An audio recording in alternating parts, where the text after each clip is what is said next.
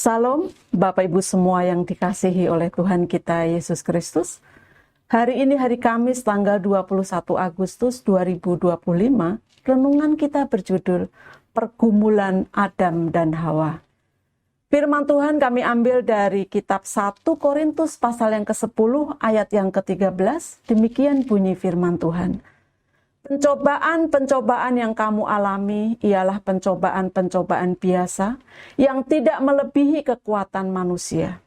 Sebab Allah setia dan karena itu Ia tidak akan membiarkan kamu dicobai melampaui kekuatanmu. Pada waktu kamu dicobai, Ia akan memberikan kepadamu jalan keluar sehingga kamu dapat menanggungnya. Adam dan Hawa adalah pasangan pertama yang diciptakan Tuhan untuk hidup di Taman Eden. Mereka hidup dalam keadaan sempurna, di mana Tuhan memberikan segala yang mereka perlukan untuk hidup bahagia. Namun di tengah taman itu terdapat pohon yang disebut pohon pengetahuan yang baik dan jahat.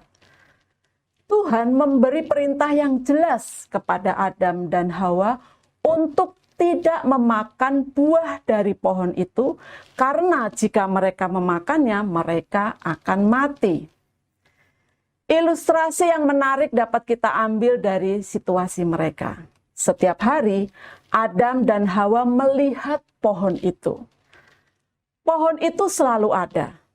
Dan setiap kali mereka lewat, mereka harus menghadapi pilihan. Apakah mereka akan taat kepada perintah Tuhan atau tergoda untuk makan dari buah yang terlarang itu?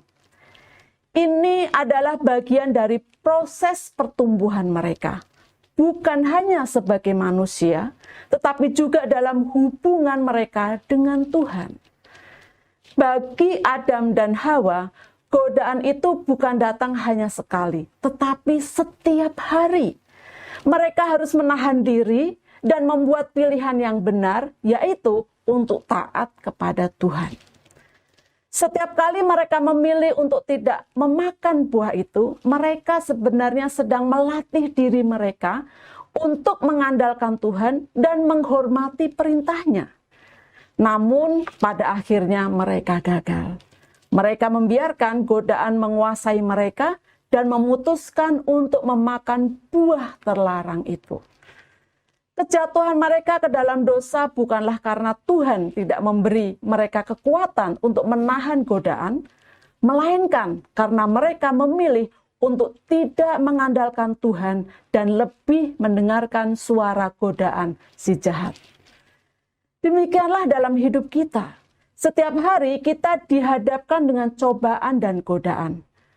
Mungkin tidak ada pohon pengetahuan baik dan jahat di depan mata kita, seperti yang ada di Taman Eden. Tetapi kita memiliki berbagai macam godaan yang lain, mulai dari keinginan duniawi, keserakahan, kebencian, kebohongan, hingga ketamakan.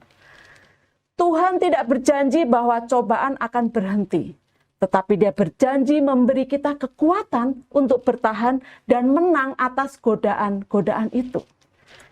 Yesus mengajarkan kita dalam doa Bapa kami, janganlah membawa kami ke dalam pencobaan, tetapi lepaskanlah kami dari yang jahat.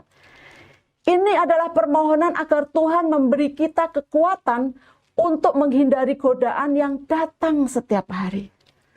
Tuhan tahu bahwa kita tidak akan dapat menghadapinya dengan kekuatan kita sendiri. Namun dalam setiap pencobaan, Tuhan akan selalu menyediakan jalan keluar bagi kita.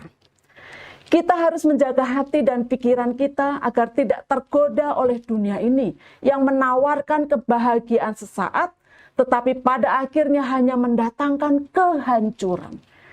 Ingatlah bahwa pertumbuhan rohani kita terjadi ketika kita memilih untuk menahan diri dan mempercayakan hidup kita kepada Tuhan.